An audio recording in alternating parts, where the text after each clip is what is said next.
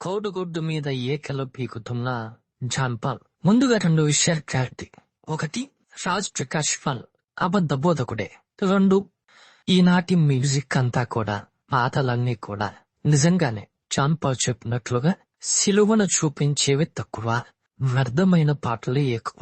ఈ ఏమైనా చేయగలవు అనే పాట విషయానికొస్తే, ఈ పాటలో జాన్పాల్ వెతుకుతున్నంత వ్యవహారమేమి, విషయమేమీ కనబడటం లేదు. ఈ పాటను జాన్పాల్ చూస్తున్నట్లుగా ఒక్క కోణంలోనే చూడాల్సిన అవసరం లేదు. స్థిరపరచువాడు, బలపరచువాడు అన్న విషయాలు, ఆ మాటలు ఆధ్యాత్మికంగా కూడా తీసుకోవచ్చు.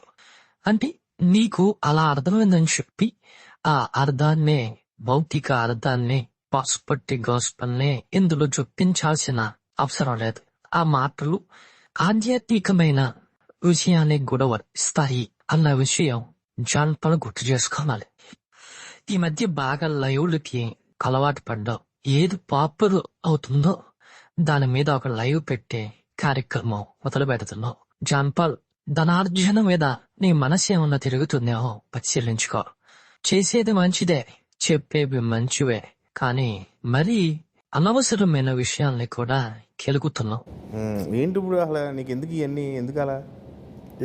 కోడిగుడ్డు మీద ఏకలు బీగుతున్నావు.